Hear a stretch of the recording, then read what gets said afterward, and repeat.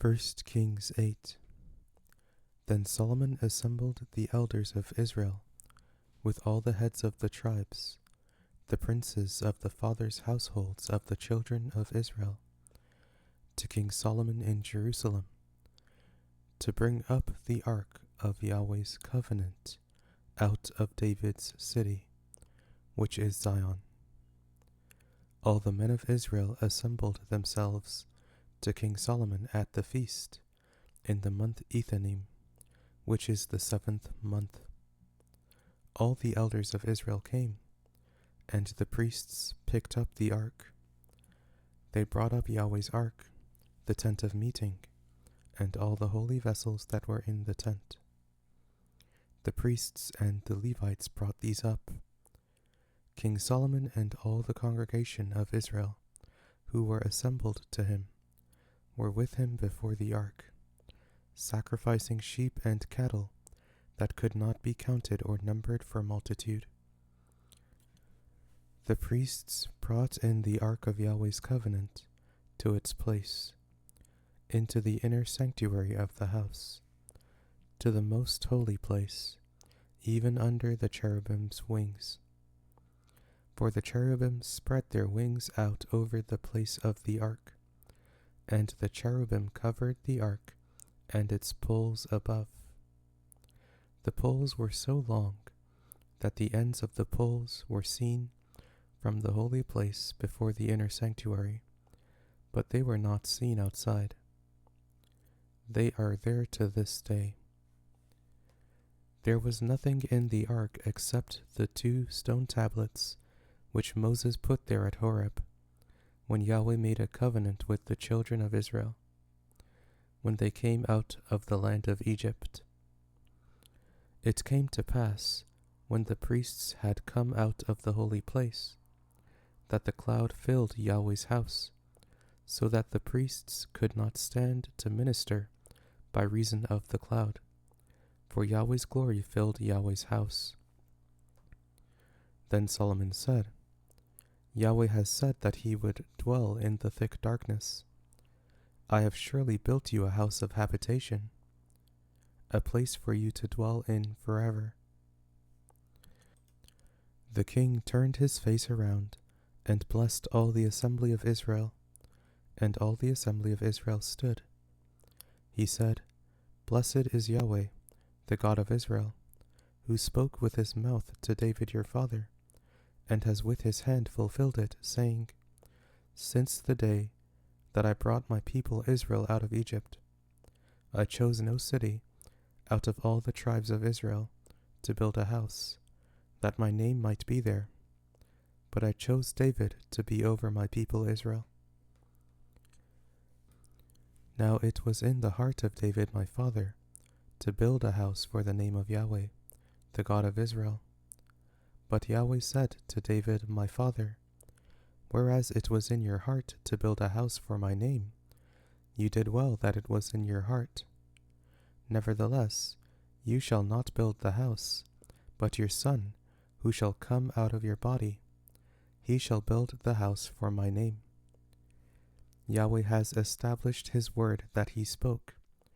For I have risen up in the place of David my father, and I sit on the throne of Israel, as Yahweh promised, and have built the house for the name of Yahweh, the God of Israel.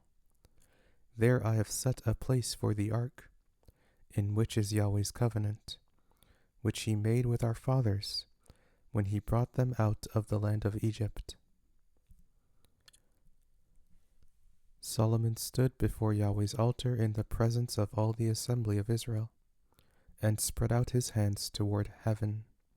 And he said, Yahweh, the God of Israel, there is no God like you, in heaven above or on earth beneath, who keeps covenant and loving kindness with your servants who walk before you with all their heart, who has kept with your servant David, my father, that which you promised him. Yes, you spoke with your mouth, and have fulfilled it with your hand, as it is today. Now therefore, may Yahweh, the God of Israel, Keep with your servant David my father that which you have promised him, saying, There shall not fail from you a man in my sight to sit on the throne of Israel, if only your children take heed to their way, to walk before me as you have walked before me. Now therefore, God of Israel, please let your word be verified, which you spoke to your servant David my father. But will God in very deed dwell on the earth? Behold, heaven and the heaven of heavens can't contain you. How much less this house that I have built?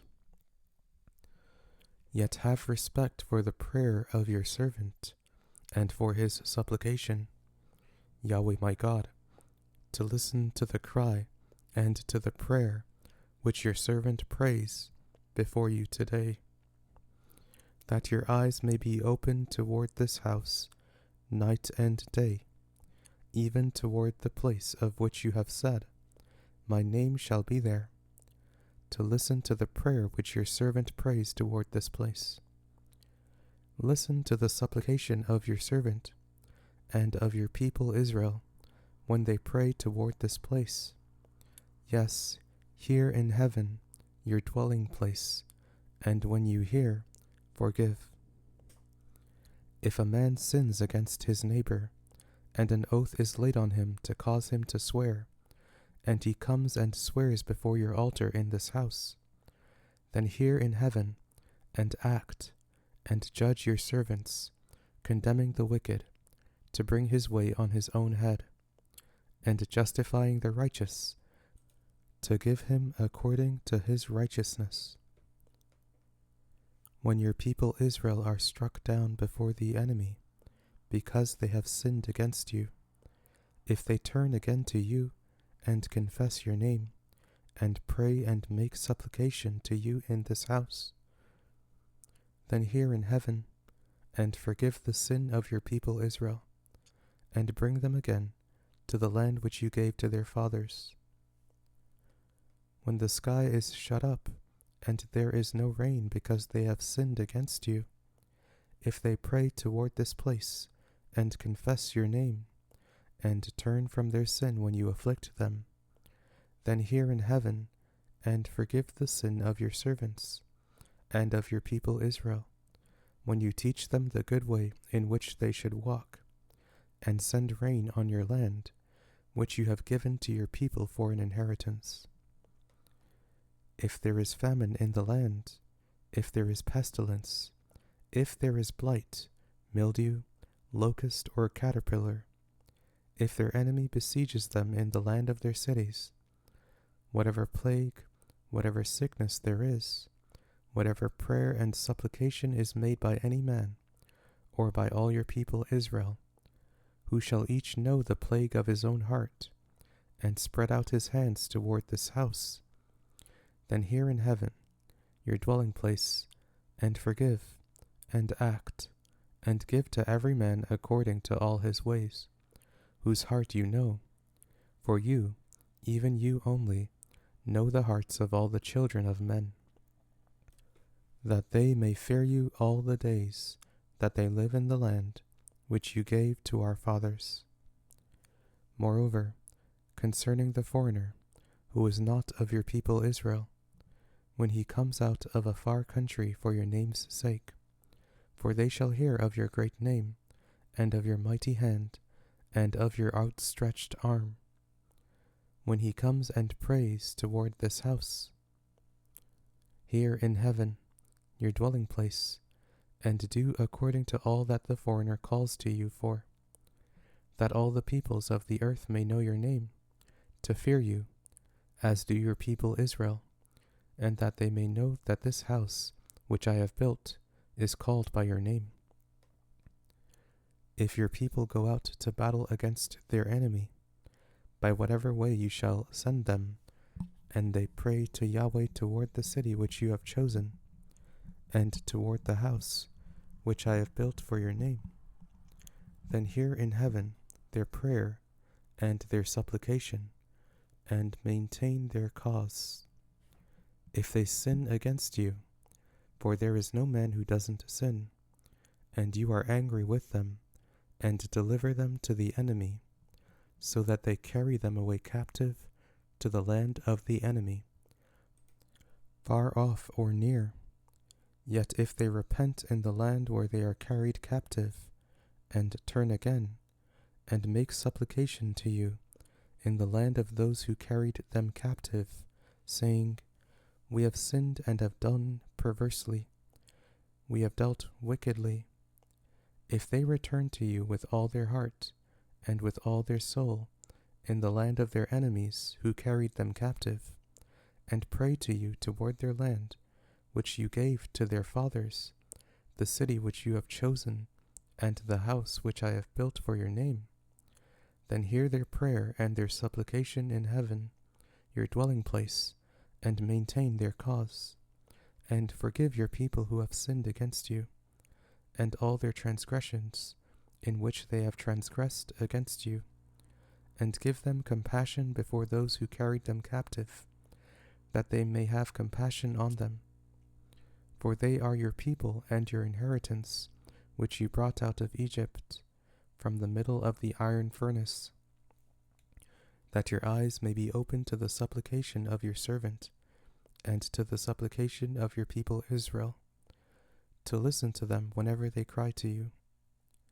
For you separated them from among all the peoples of the earth, to be your inheritance, as you spoke by Moses your servant, when you brought our fathers out of Egypt, Lord Yahweh.